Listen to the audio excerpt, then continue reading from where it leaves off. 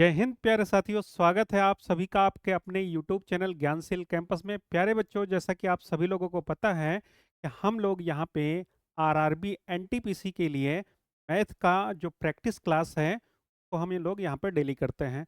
तो देखिए, आपकी क्लास 4 कंप्लीट हो गई है और आज यहाँ पे आपकी कौन सा सेट नंबर है भाई? 5वां सेट होने वाला है। और ध्यान रखिएगा, ये सेशन बहुत ही ज़बरदस्त है और बहुत ही बेहतरीन है। और इस टाइप के क्वेश्चन अगर आप पढ़ के जाते हैं तो आपको एग्जाम में अवश्य इसका बेनिफिट मिलेगा। और आप सभी बच्चों को पता है कि रेलवे एनटीपीसी का और ग्रुप डी का मतलब रेलवे के जितने भी एग्जाम्स हैं उनकी एग्जाम की डेट कभी भी आ सकती है। इसलिए आप लोग अपनी तैयारी को बेहतर करते रहिए। ओके, तो चलो भाई हम लोग स्टार्ट करते हैं और आज की क्लास में क्वेश्चन नंबर 1 की तरफ बढ़ते हैं। और देखिएगा, आपकी मोबाइल स्क्रीन पे आज की क्लास का पहला क्वेश्चन बहुत ही शानदार और बहुत ही लाजवाब और बहुत ही बेहतरीन है। तो चलो भाई देखते हैं पहला क्वेश्चन क्या है। यहाँ पे दिया गया है कि एक बैग में 50 पैसे, 25 पैसे और 10 पैसे के सिक्के 2:3:4 के अनुपात में हैं। बैग में कुल 90 रुपए हैं। तो बैग में 25 पैसे के सिक्कों की संख्या आपको बतानी है। आई बात समझ में? तो ध्यान दीजिएगा भाई, यहाँ पे आपको 25 पैसे के सिक्कों की संख्या बतानी है। और देखिए, ये रेशियो का क्वेश्चन है और इस टाइप का क्वेश्चन बहुत बार पूछा जाता है आपको एग्जाम में। तो ध्यान रखिएगा, आप रुपए कॉमा पैसे और सिक्कों पर आधारित प्रश्न के क्वेश्चन आप अवश्य पढ़ के जाइएगा एग्जाम में, क्योंकि इस टाइप का क्वेश्चन आपको अवश्य पूछा जाता है। तो चलो भाई इसका सोल्यूशन करते हैं हम लोग। क्वेश्चन में दिया गया एक बैग में 50 पैसे, 25 पैसे और 10 पैसे के सिक्के 2:3:4 के अनुपात में है। देखो भाई, यहाँ पे फेस वैल्यू कितना दिया गया है? फेस वैल्यू दिया गया है 50 पैसे और अगला क्या है? 25 पैसे। और नेक्स्ट वाला क्या दिया गया है? 10 पैसे। आ गई बात समझ में? तो देखिए, फेस वैल्यू यहाँ पे 50 पैसे, 25 पैसे और 10 पैसे हैं। और नंबर ऑफ कॉइन्स, सिक्कों की संख्या, नंबर ऑफ कॉइन्स की अगर हम बात करते हैं 2:3:4 दिया गया है। ओके, यहाँ पे नंबर ऑफ कॉइन्स की अगर हम बात करें, कितना दिया गया भाई? 2:3:4 दिया गया है। अब हम क्या करते हैं, इसको चेंज कर देते हैं रुपए में।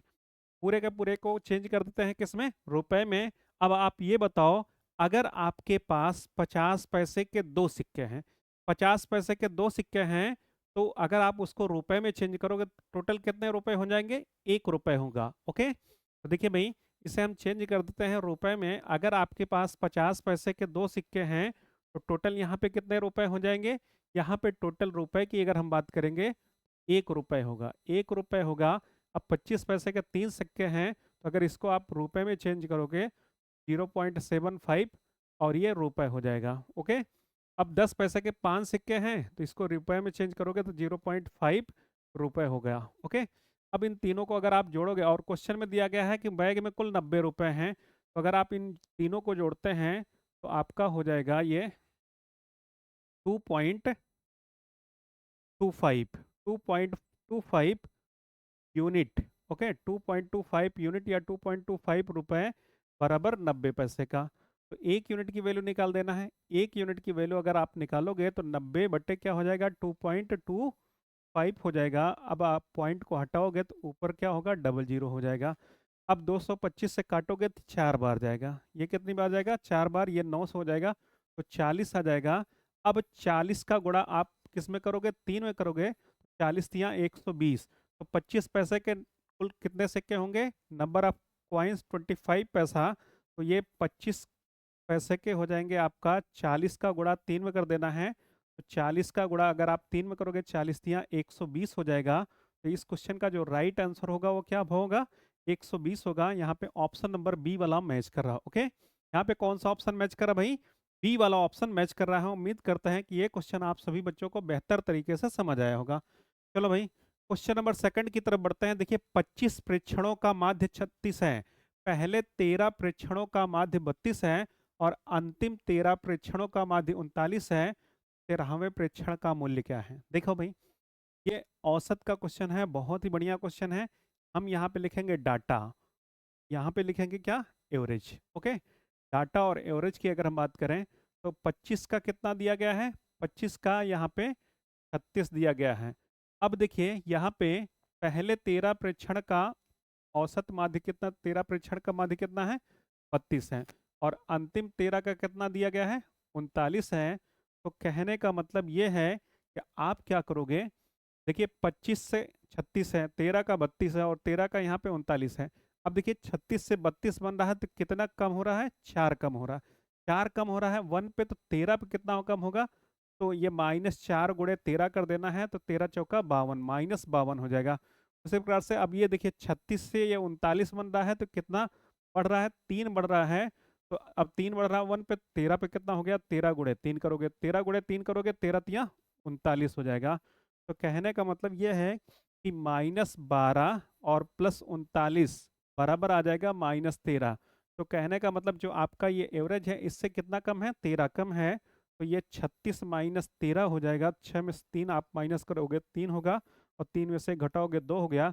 इस क्वेश्चन का राइट आंसर क्या होगा, 23 होगा। यहाँ पे बी वाला ऑप्शन करेक्ट होगा। ओके, यहाँ पे क्या होगा भाई, बी वाला ऑप्शन करेक्ट होगा। उम्मीद करते हैं कि ये क्वेश्चन आपको बेहतर तरीके से समझ आएगा। एक बार फिर से समझिए, हमने क्या बोला, डाटा और एवरेज।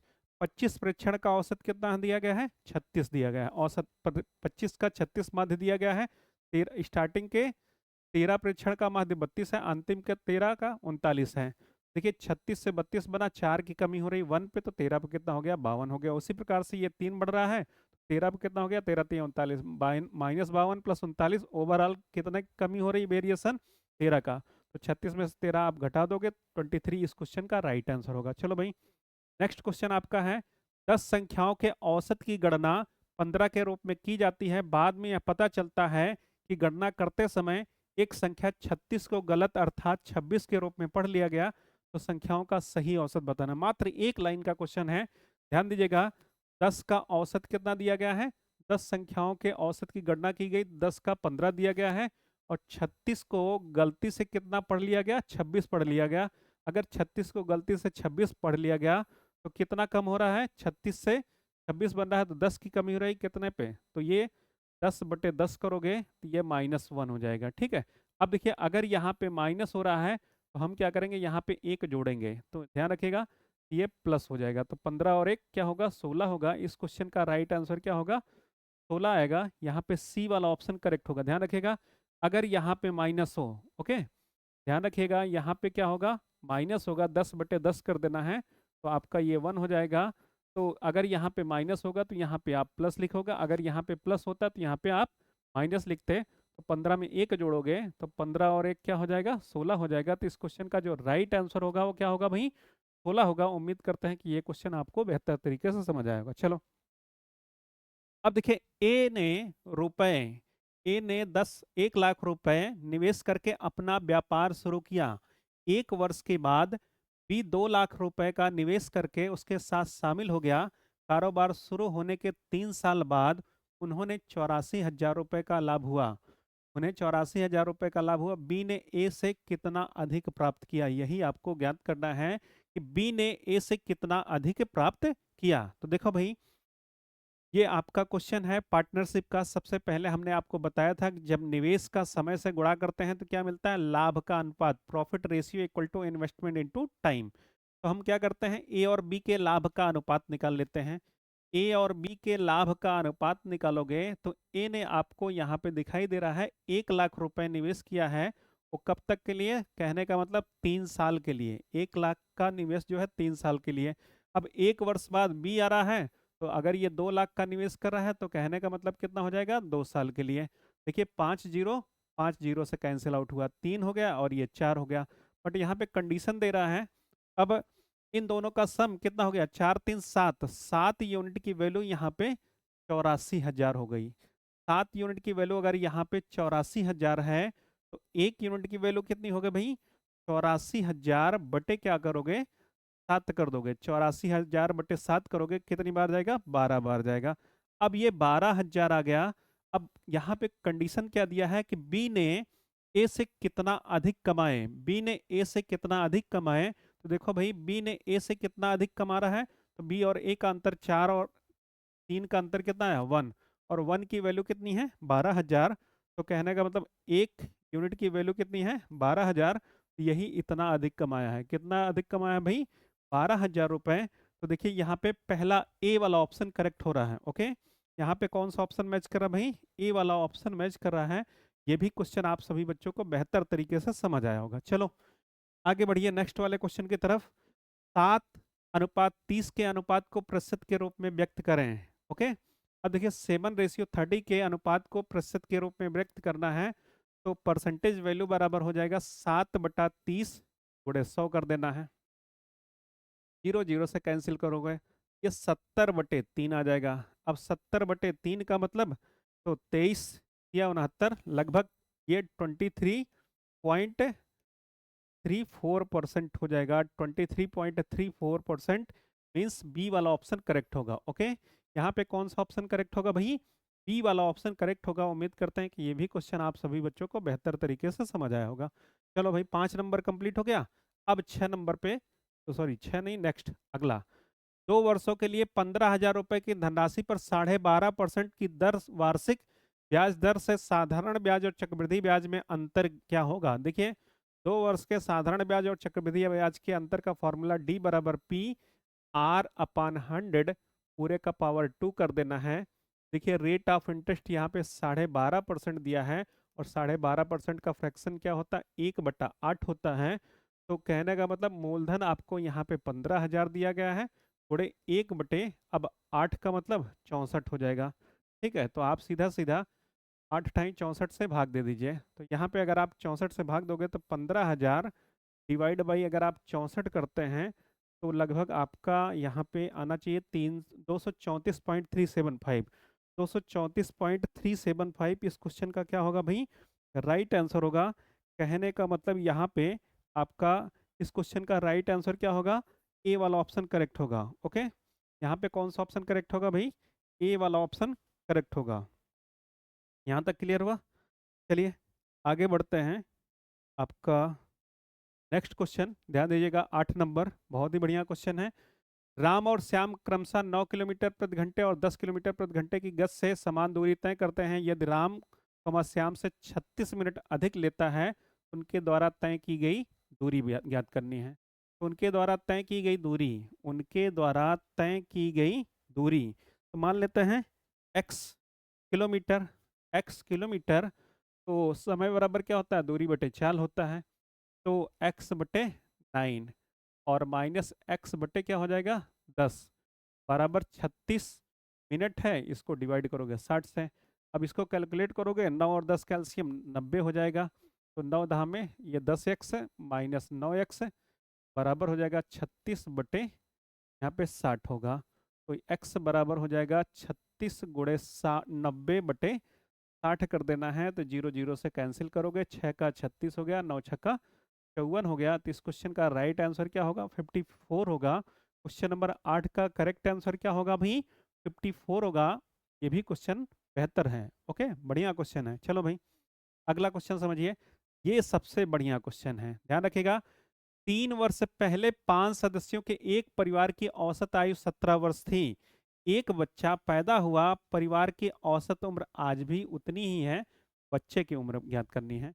देखिए भाई नंबर एवरेज और टोटल, नंबर एवरेज और टोटल कब की बात हो रही है? 3 वर्ष पूर्व है। ये 3 वर्ष पूर्व की बात हो रही है, 3 वर्ष पूर्व।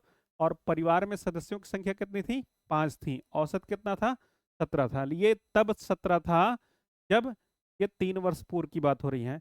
अब इसको हम प्रेजेंट में कन्वर्ट करते हैं, तो 17 में 3 को जोड़ देना है। 17 में जब आप 3 जोड़ोगे, ये आपका कन्वर्ट हो गया वर्तमान में। अब जब ये वर्तमान में कन्वर्ट हो गया, तो 20 का 5 से गुणा करोगे, तो 20 गुणे 5 आपका 100 हो जाएगा। 20 गुणे 5 क्या हो गया? 100 हो गया। अब एक बच्चा पैदा हुआ, पहले परिवार में 5 मेंबर थे, एक पैदा हो गया, 6 हो गया। आज भी औसत उतनी है, मतलब 17 है। तो 17 छक्का 102 हो गया। 17 छक्का 102 हो गया। तो 100 और 102 का जो अंतर आएगा, वो आपका निकल के आएगा भाई 2 वर्ष।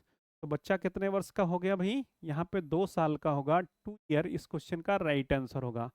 यहाँ पे 2 वर्ष इस क्वेश्चन का क्या होगा? राइट आंसर होगा। ओके, इस क्वेश्चन का राइट आंसर क्या होगा? 2 वर्ष होगा। आई बात समझ में? चलो 9 नंबर कंप्लीट हो गया। अब 10 पे आ जाइए। देखिए यहाँ पे थोड़ा सा क्वेश्चन में मिस्टेक है, यहाँ पे प्लस रहेगा। x² + 1/x²। देखिए x -1/x बराबर आपको 5 दिया गया है, और तो पूछा क्या गया है x² + 1/x²। ओके, तो ध्यान रखिएगा, अगर इस टाइप का कोई क्वेश्चन दिखाई दे a + 1/a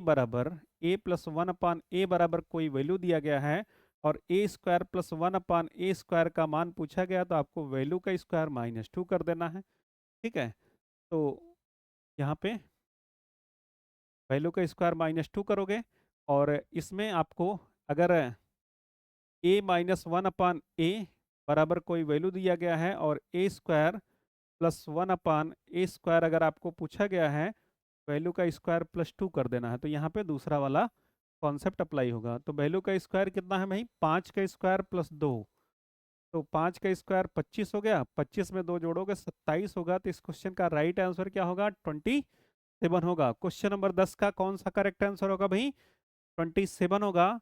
बहुत ही बढ़िया जवाब, वेरी गुड। ठीक है, बेहतर। चलो भाई नेक्स्ट, आगे बढ़िए।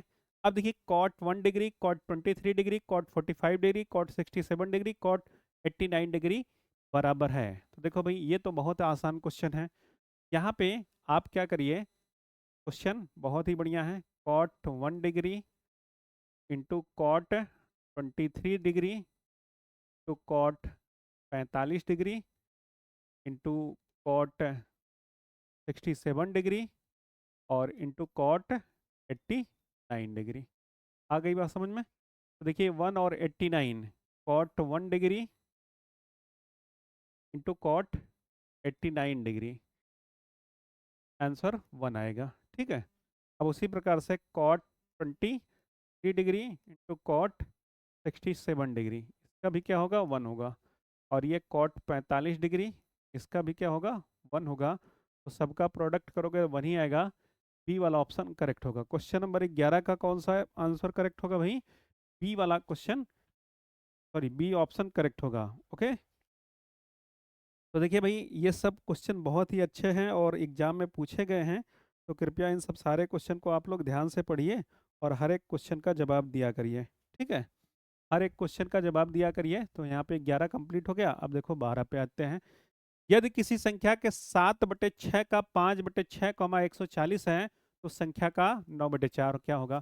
तो मान लेते हैं माना वह संख्या x है, इसका 7/6 गुणे 5/6 बराबर 140 दिया गया है। 140 दिया गया है। तो 7 का गुणा 5 करो 35, तो 35 चौका, ठीक है, 35 चौका 140 होता है। तो x बराबर हो जाएगा 4 गुणे 36, तो ये 4 छक्के 24 हो गया, 4 तिहाई 12 और 2 14, 144 हो गया। अब 144 का 9/4 कर देना है, तो 144 गुणे 9/4 करोगे, तो 4 तिहाई 12 और 4 छक्के 24, 36 का गुणा 9 करोगे, 9 छक्के 54 और 9 त्रिक 27, 5 32, 324 होगा। इस क्वेश्चन का राइट आंसर क्या होगा भाई, डी वाला ऑप्शन करेक्ट होगा। ओके, इस क्वेश्चन का राइट आंसर क्या होगा, डी वाला आंसर करेक्ट होगा। चलो भाई आगे बढ़िए, नेक्स्ट वाला क्वेश्चन देखिए। यदि किसी संख्या के 1/4 का 1/3 15 है, तो संख्या का 3/10 कितना होगा? देखिए, इस टाइप के प्रश्नों को हम पहले ज्ञात करने के लिए x की वैल्यू फाइंड करते हैं। जब आपको मतलब x का मान पता हो जाएगा, तो आप क्वेश्चन को आसानी से सॉल्व कर सकते हैं। देखिए मान लेते हैं वह संख्या x है, उसका 1/4, 1/4 का 1/3 बराबर कितना है, 15 है। तो x बराबर हो जाएगा 4 तिहाई 12 गुणे 15, 15 गुणे 12 मीन्स 180 हो जाएगा, 180 हो गया। देखिए 15 का गुणा 12 में जब आप करोगे, तो आंसर क्या निकल के आएगा, 180 निकल के आएगा। और जब 180 हो गया, तो कह रहा है उस संख्या का 3/10 कितना होगा? तो 180 का 3/10 निकालोगे, तो 180 गुणे 3/10 करोगे, ये 0 0 से कैंसिल आउट हुआ, 18 तिया 54 हो गया। देखिए 18 तिया 54 की अगर हम बात करें, तो आपका 54 जो है चौथा वाला ऑप्शन यहाँ पे दिखाई दे रहा है। ओके, चलो भाई नेक्स्ट वाला क्वेश्चन समझिए। अमर बादल से 2 गुना अधिक अच्छा है, अच्छा कर्मचारी है, और इसी कारण वह एक काम उसे 15 दिन में पूरा कर सकता है। तो दोनों मिलकर यह काम कितने दिन में पूरा करेंगे? ध्यान रखिएगा, अमर बादल से 2 गुना अच्छा है और इसी कारण वह एक काम को मिलकर, देखिए अमर और बादल, ठीक है, तो ये हो जाएगा आपका 2:1। ये अमर का हो गया और ये बादल का हो गया। अब दोनों, वह कौन, अमर उस काम को कितने दिन पूरा करता है, 15 दिन में। तो अब टोटल एफिशिएंसी निकालोगे तो 15 दूना 30 हो जाएगा, ये टोटल वर्क हो गया। अब दोनों मिलकर है तो 30 बटे दोनों का सम 3, तो कितनी बार जाएगा, 10 बार जाएगा। तो इस क्वेश्चन का राइट आंसर क्या होगा भाई, 10 डेज होगा। ओके, इस क्वेश्चन का राइट आंसर क्या होगा, 10 दिन होगा। उम्मीद करते हैं कि ये भी क्वेश्चन बेहतरीन तरीके से समझ आएगा। चलो भाई, अगला क्वेश्चन बहुत ही प्यारा क्वेश्चन, ये तो आप आसानी से कर सकते हैं। ए अनुपात बी अनुपात सी लिखना है। ए अनुपात बी बराबर 2:3, बी अनुपात सी बराबर 4:5 और सी अनुपात डी बराबर यहाँ पे 6:7, 6:7। तो ध्यान रखिएगा, जिस नंबर के सामने खाली स्थान होगा उसी को भरना होता है। जिस नंबर के सामने खाली स्थान होगा उसी को यहाँ पे भरेंगे भाई। 4 और 5 लिख दो। अब देखिए यहाँ पे कहाँ कहाँ पे खाली स्थान था, यहाँ पे था, इसको भर दिया, इसको भी भर दिया, ये 5 था, इसको भर दिया, ये 4 था, इसको भी भर दिया, ये 6 था और ये 6 था। गुणा कर दो, तो 4 दूनी 8 छक्के 48 हो गया, 4 तिहाई 12 छक्के 72 हो गया, और 5 तिहाई 15 छक्का 90 हो गया, 5 तिहाई 15 सत्ते 105 हो गया। अब किसका पूछा गया, ए और डी का पूछा गया, ए और डी। ए और डी की अगर हम बात करें, 48 और ये 105, 48 और 105 हो जाएगा।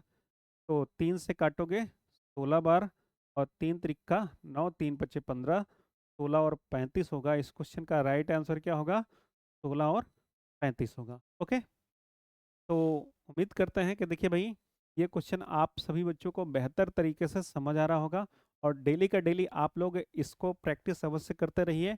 जैसे मान लीजिए यूपी के बहुत सारे एग्जाम्स होने वाले हैं, आपका यूपीपी का एग्जाम की मतलब वैकेंसी आने वाली है, यूपीएसआई की भी आने वाली है, और अधीनस्थ सेवा चयन बोर्ड भी अपने बहुत सारे एग्जाम्स करवाएगा। पेट का नोटिफिकेशन आ ही गया है, सब बच्चों को पता है। तो कहने का मतलब मैथ को साइड नहीं रखना है, ठीक है, भले आप जूनियर असिस्टेंट वगैरह का एग्जाम देने जा रहे हैं, लेकिन मैथ को आप साइड नहीं रखेंगे, ठीक है। तो ध्यान रखिएगा, और मैथ को साइड नहीं रखेंगे तब कहीं आप नहीं तो बाद में आपको दिक्कत हो जाएगी, क्योंकि मैथ एक ऐसा सब्जेक्ट है ना, अगर आप प्रैक्टिस करना बंद कर दोगे तो आप जिस पोजीशन पे थे वहीं उसी पोजीशन पे वापस लौट के आओगे, ठीक है। इसलिए आपको करना क्या है, मैथ की प्रैक्टिस कंटिन्यू जारी रखनी है। Okay, thank you so much, फिर मिलते हैं नेक्स्ट वाले लेक्चर में, तब तक के लिए बाय।